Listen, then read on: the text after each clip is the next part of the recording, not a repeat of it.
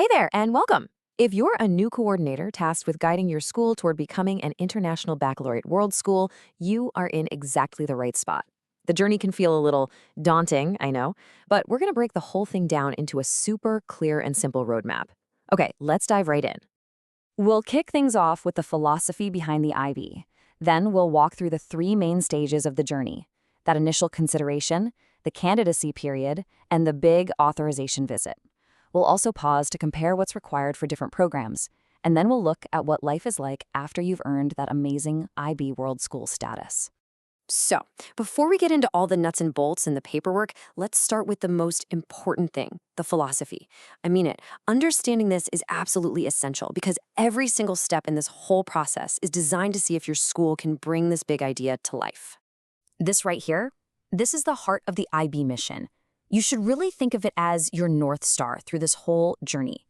Every standard, every requirement you're going to face, it's all designed to help your school make this mission a reality. It's a powerful reminder that this is about so much more than just academics. It's about shaping compassionate, curious, lifelong learners. Now, the IB has 4 different programs to choose from. You've got the Primary Years Program, or PYP, which is all about inquiry-based learning for the little ones. Then there's the Middle Years Program, the MYP, which builds on that by connecting what's learned in the classroom to the real world. For your older students, you have the really academically challenging Diploma Program, or DP, and the Career-Related Program, the CP, which has this unique blend of academics and hands-on professional learning. Okay, let's get into how you actually make one of these happen. So you're interested in the IB? Great. This first stage is all about exploration and some serious self-assessment. It's that critical time where your whole school community needs to ask the big question: does the IB philosophy really fit with our school's own mission and our values?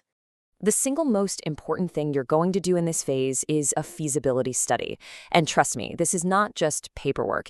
It's a really deep dive to make sure your school is truly ready to start this journey and, maybe more importantly, to keep it going for the long haul. So what's actually involved in this study? Well, first, you'll see how your school's mission lines up with the IB's. Then, you'll dig into the nitty-gritty of the program requirements. You've got to take a long, honest look at your resources, staffing, budget, your facilities. And here's a crucial step. Your head of school has to attend an official IB workshop to really get it firsthand. Only after all that work do you make the final call to apply. All right, so you've decided to go for it, and your application is accepted. You've just entered the candidate journey. This is where things get really exciting. It's a formal, supported time where you start to actually try out the program in your school. So the key takeaway here is that as a candidate school, you'll be running a live trial of the IB program for at least one full school year. This is so important because it lets your teachers and your students actually live the program before you go for that full authorization. And you're not going it alone during this time. You'll get support from an assigned IB consultant, and they'll do a mandatory visit to give you feedback. Your teachers get access to the Online Curriculum Center, or the OCC, which is this amazing goldmine of teaching materials and forums. All of this is happening while you're working to get your staff the professional development they need. Okay, here is a really, really important rule for this phase, and it's all about the language you use. It's absolutely vital that all of your communications, everything on your website, in your brochures, clearly states that you are a candidate school. You can't call yourself an IB school just yet. That transparency is a total non-negotiable. As you're planning, you'll be laser-focused on the specific requirements for the program you chose. So let's take a quick look at how different those can be. We'll compare the Middle Years program with the career-related program. You can really see the different focuses here, right? For the MYP, the structure is key. You have to plan for at least 2 years back-to-back with a minimum of 50 teaching hours for each subject. For the CP, though, the big emphasis is on partnerships. You have to offer a career study that's quality-checked by an outside group, and you have to roll out the entire CP framework, not just pick and choose a few courses. Okay, so after at least a year of this trial run, you'll submit your final application for authorization. And this kicks off the last major step before you can become an IB World School, the verification visit. I know this is often the part of the process that makes schools the most nervous, but it doesn't have to be. So what actually goes down when that visiting team arrives on your campus? Think of the 2-day visit as a comprehensive check-in. The team is going to talk to everybody, your principal, teachers, students, even parents. They'll pop into classes to see the IB philosophy in action. They'll tour your facilities, like the library and labs, and they'll review all the hard work you've poured into your curriculum and your student portfolios. After the visit, the IB will make its decision. The best case, obviously, is full authorization. Sometimes they might ask a school to just continue its candidacy for a bit longer to work on a few key things.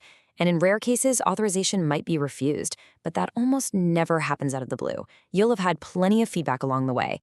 Getting that authorization letter is a huge accomplishment, but it is not the end of the road. In fact, it's really the beginning of a whole new commitment to continuous growth and reflection as part of this global IB community.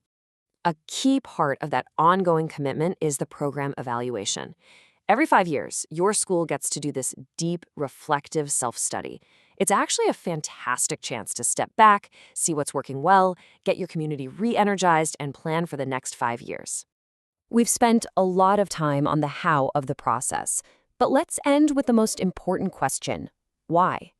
Beyond the frameworks and the requirements, what's the real research-backed impact that this whole thing has on your students?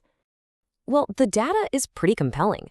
For instance, research from a big U.S. school district found that students who went through the middle years program were 34% more likely to take a challenging exam, like an AP test or a diploma program exam, once they got to high school. That shows a real, tangible academic benefit. But the impact goes way beyond test scores. Research out of the UK found that MYP students also rated higher in these key attributes, like being internationally minded and globally aware. The very qualities that are right at the heart of that IB mission we talked about. Look, the authorization process is tough. There's no doubt about it. It requires a ton of commitment, reflection, and hard work from your entire school community. But as we've seen, the goal isn't just to get a new plaque to hang on the wall. The real question this whole process is asking is the one we started with. How will your school empower its students to help create a better, more peaceful world?